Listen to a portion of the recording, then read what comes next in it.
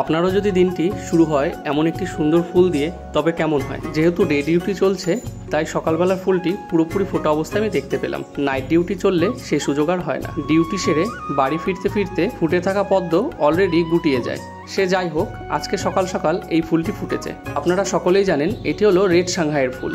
এই বছর এক্সপেরিমেন্টের জন্য 30 টাকার গামলায় এই গাছ একটি বসিয়েছিলাম, আর ওই পাশে যে গাছটি দেখা যাচ্ছে সেটি হলো 100 টাকার গামলা। এখনো পর্যন্ত একটি ফুলই এই গামলায় ফুটলো, আরও ফুল ফুটলে আপডেট দেবো।